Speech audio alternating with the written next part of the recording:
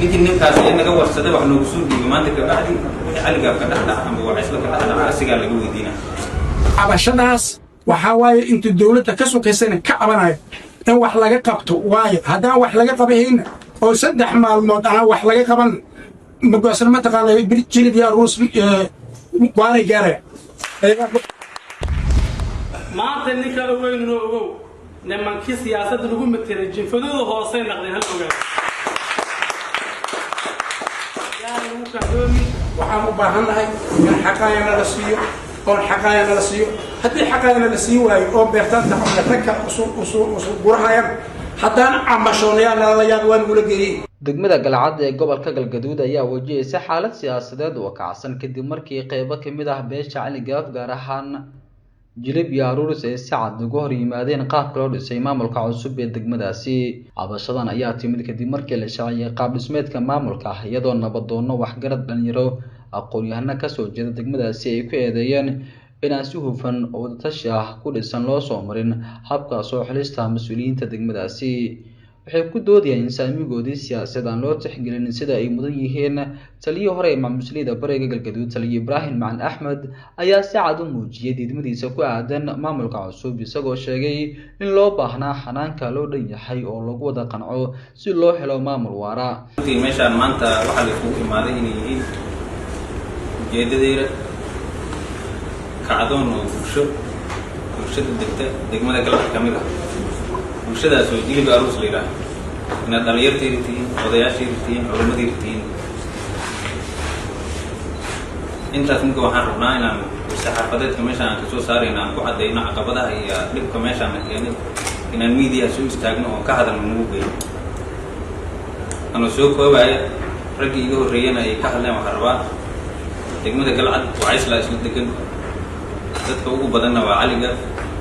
inta dadkiina iyo cadow haysta oo dagaal iyo wax badan ugu galay caqabado badan ka dhacay dadkan waa dadkii meesha maamulka maanta roora oo degmada galcad loo magacaabay oo inuu xafiisyada ka furto rabo deegaanka musuqii soo xoreeyay geedaha soo goray meeshaas mugii joogtana leeyay adika dhibka la heedayna dheerta dadka la siina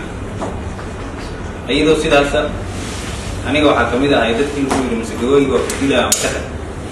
aniga maanta ma rabno inaan dhahnay hebelan dilayna iyo faarax iyo jimcaana dilayna waxaan sarabnaa inaan caddayno talada dadka khaaska ah oo beesha Cali Gaaf aan wakiilka wayna waa isla degmada galcad degan iyo garab u saaran tahay inuu ka dhigaan dadkaas waxa kamid ah ugu weyn in xildhibaanka sheeg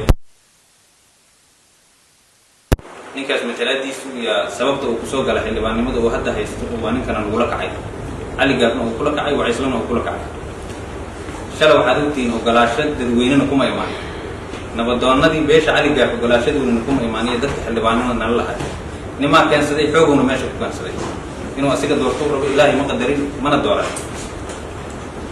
hadda waxay maraysaa inuu Cali Gaaf ka yimid waa isla ka yimid jilib aruus ka yimid beel hoos u faa nabadoon u noqday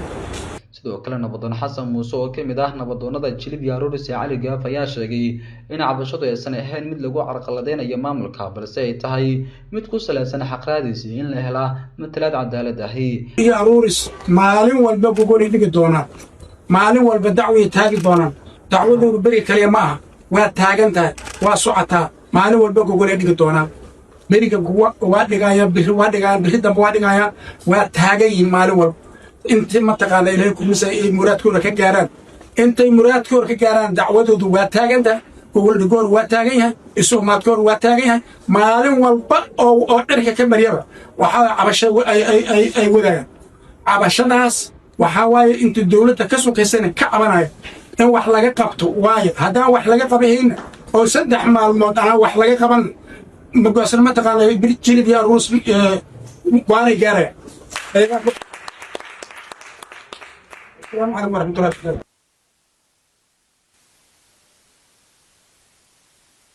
مصير كان كوتي. إن طبعاً حمية الله يعني ضد كلام السيء. ضد كهدي السيء إلهي في مسلم الدين نجاربهم تقول نجاربهم تون كذبت المدهنة. حميت أنا عندك نجمك أنا بحمنا أنا نجمك على هذا أنا ضد كي يلا هو بيا الله دري. ضد كي أنت له هو بيا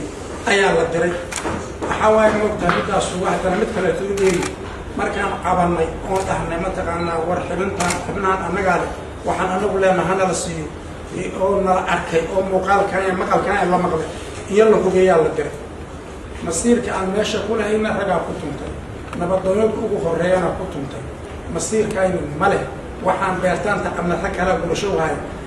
tacabkayna wax kama jiraan waana la xaqire xaqayaan ku taaganahay ilaahay kuma soo diiday inta madaxweynaha ka sugayso dhan ayadaan u qabnaa gabigoor waxay naqaysanadaan eedeymo gaar ah ayaa loo jeediyey xildhibaan cabdirasaaq xusul oo baarlamaanka federaalka Soomaaliya ku matala beesha Cali Gaaf ee degta gobolka Galgaduud iyadoo qaar ka mid ah waxgaradku ay sheegeen inay ka sugayeen inuu door ka qaato soo dhawaanshiyaha dhinacyada iyo xaqiijinta in beeshu ay hesho saamigeeda ay ka tageen aan ku dara qariya ragga maantay hadlay ragga ka daba hadli doono waxaan ku dhawaaqayaa ragga ka daba hadli doono ha ka fiirsadaan yay ku fuudaanin hadday hadlaan meesha ay biriga joogta iyo kaydka aan dhiganay ayay soo bixi doontaa hadday la huraynin dabka hadda shiday yay dabbuunaqan iyo gaas waa dareesanahay tuhuma hadda jiro tuhumka hadda jirayaan uu sii siyaado qaali naqda wax yaroo maamaayan ku darsana laba beeloo walaalaha hadda kor dagaasho had dagaashee labada beel cidda aan ka tirsanahay Afghanistan ay hayaan watan la dharan markii la maslaxayay ayaa imaamku maslaxa imaamku marka galabtiin la soo banabaxay la shiray waxa la arkay imaamkii oo qayb ka shiray oo socdo wuxuu dhahay wuxuu dhahay ninka ogeynino ogow imaam aweero noqday maanta ninka ogeynino ogow nimankii siyaasadda lagu metelay jinfadooda hoose noqdeen hal ogaado yaa lagu kaadoomin labadaas kuraasoo meeshaas taalla oo galmudug taalla oo galcad iyo deegaanka Masweyn hadday ka daba hadlaan meesha aan biro joogno meel ahayn isgaarsiin inta aad sugayseen inaad ku shaqaysaan matalaadiin laakiin dhaqankeena iyo siyaasaddeena ay ka shaqeeyeen inay dhunto ha dhuntee wax lagu soo bedelay aysan jirin give and take waa baash saan maleynaa hadaba wax bixiso waa inaad wax qaadan siyaasaddeena inay wax baxshaan waa aragnaa laakiin waxay u soo qaadeen beeshaan ma hayno waxaa ugu horreeya xildhibaanka aan dareensannahay inuu ka yimid matalaadiisii uu xildhibaan qaran ku ahaa inuu dhumiyey matalaadii uu ku lahaa galmudug inuu dhumiyey matalaadii uu ku lahaa degmada galcad inuu dhumiyey matalaadii uu ku lahaa beesha caligaaf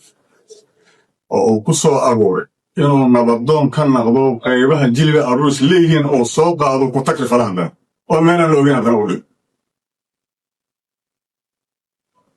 waxaan rabnaa inaan u sheegno beelaha nala dhashay ee beelweynta caligaaf haddaanaha jiliga aruuris degmada iyo maamulka deegaanka Masagooy ilaad oo degmadu ka kooban tahay galcad ee dhisidiisa garabka u saaran tahay in dhulka la dhigo maanta waxaan halkan ka caddaynaynaa ma jiro maamul aan u aqoonsannahay oo guddoomiye ama guddoomiye ku-xigeen ama xoghayn ama guddoomiye tuulo oo degmada galcad ka jira Ismaaciil Ibro Soomaali Cable Muqdisho